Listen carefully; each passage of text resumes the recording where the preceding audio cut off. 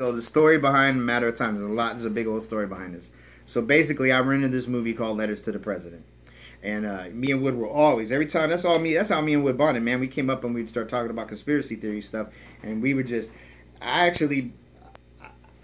have a hard time saying this because I'm trying to be humble, but I actually showed Wood quite a bit. I showed him a lot. You'll notice from the time me and Wood hung out, suddenly he started almost all of his like 7 out of 10 songs, he had some conspiracy theory shit in it. Which was some deep ass shit too. It was literally deep ass shit, bro. Right after we started hanging out. That's some deep ass shit, right? We bonded, and I think he started finding a passion for like, hey man, I got to get this energy out. I mean, this info. That's what got him to the next level, yeah. And I have a tool to do it, man. And but basically, I brought this movie called Letters to the President, and that was me and Lenny. Some other dude and some girl, one other homeboy, and then Wood were all sitting around in the he had a studio in the garage. We're sitting around in the garage and we're watching it, and that's why at the end you'll hear some of those spurts, those clips like I'm gonna be the president of everybody, from George Bush. That's all from Letters to the President.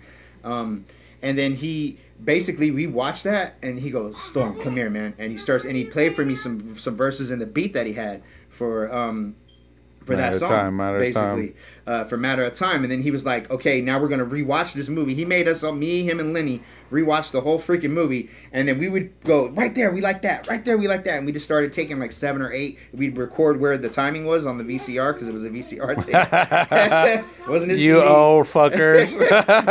and we recorded where it was, like 11709 or something. He'd write it down, and then we would go back and find it, and we put that on there.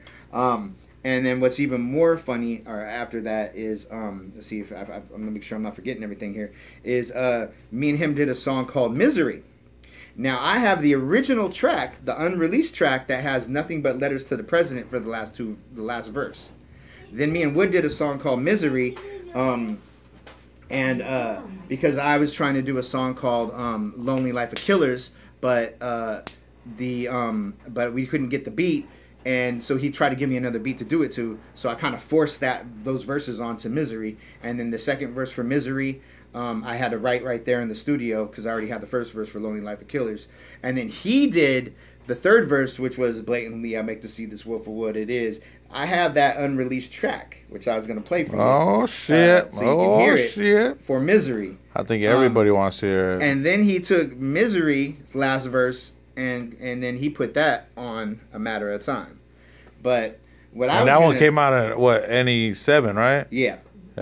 But what I was going to tell you is, coincidentally, my second verse for Misery, which his third verse was on A Matter of Time, which is kind of what you're going for, right, kind of fits with the beat for your Matter of Time. I see how we were all meant to be, bro. It's almost like a full circle. I'm not 100% sure how great it'll sound. It does go. I can make it go with it, though, and it actually fits pretty well. I might have to chop a little bit here and there, but I was going to, play. We're going to play everything for you and let you see what you think. But that would just be very uncanny that whole thing came around first full circle. Like, literally full circle. It's almost like chilling, man, to hear that. That's what I'm talking about. That was also the very first night, which special to me, is Wood cried to me. He opened up to me, and he told me everything that happened from that one night that made East Coco Records what East Coco Records is, with everybody that, everything that happened. He told me the truth, and that was just very, very touching to me. It was very emotional for me, because that was to tell me, he risked his life to tell me. He trusted me with his life. That moment, he trusted me with life to tell me the truth of what happened that night that everything happened. And that was a very emotional thing for me, man, because he put his life into my hands. And I've obviously never repeated what I heard to anybody. Right. But, I just, that was just, I'll never forget that night, man. It was a very, very important day for me, man, because at that moment I knew me and Will were brothers, and we would, till the end. I had his back and he had mine.